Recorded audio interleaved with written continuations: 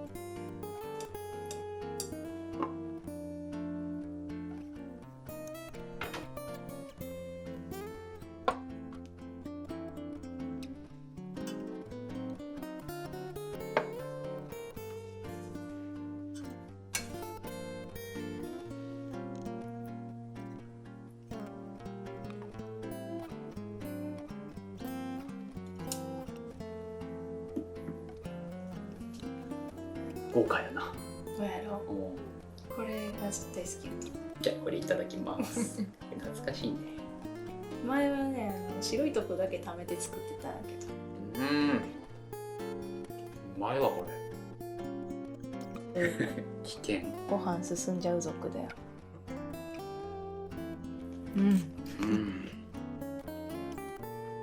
生姜が美味しくない？生姜すごいいいね。よくできてる。辛みが強いな。またスパルタに育てた。ナスすごいパンパンだったんだよ。美味しいねこれ。ぎっしりしてるよね。でも四角豆は正真正銘何にもしてなくない？何もしてないあれでも最初大変ぐらい見たんじゃないですか。ちょろっとだけね。なんか止まらんな。さつまいもに合う。めっちゃちっちゃいよ漬物感覚。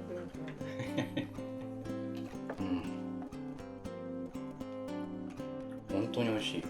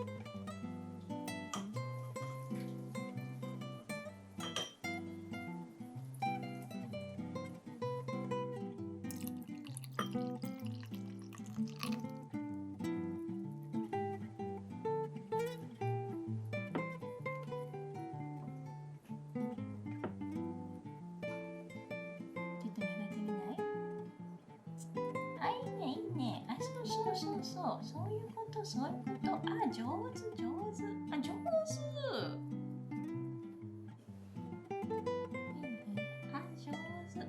上手なのね。はい、もういいね。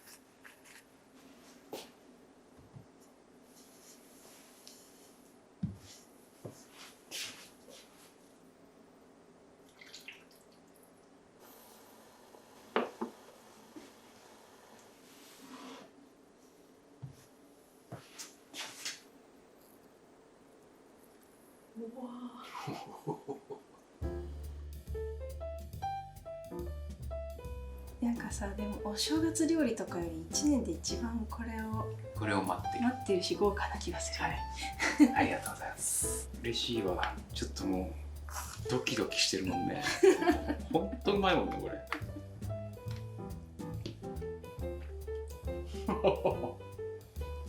いやうまっ。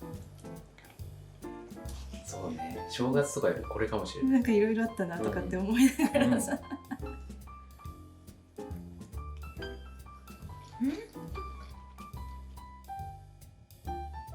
そろそろいくらやめよ全部一気にいっちゃいそうになる。う。止まらんよ。あれうまいね。美味しいよね。これなんだっけこの葉っぱ。これつるむらさき。味が出てないし。うん。これうまいね。最近なんかスーパーの小松菜の横とかに必ずあるんだよ。あ、そうなんだ。うん。定番化しつつある。この辺だけかもしれない。この辺だけじゃない。そうだね、やっぱり。佳境だわ。実は明日ミニ丼作れるぐらいは取ってあるよ。なんか去年も残してくれてなかっ翌日のミニ丼。た。優しいね。ありがたいわ。実もさ、食べ終わる時にさ、寂しくなっちゃうって言うから明日もあるよって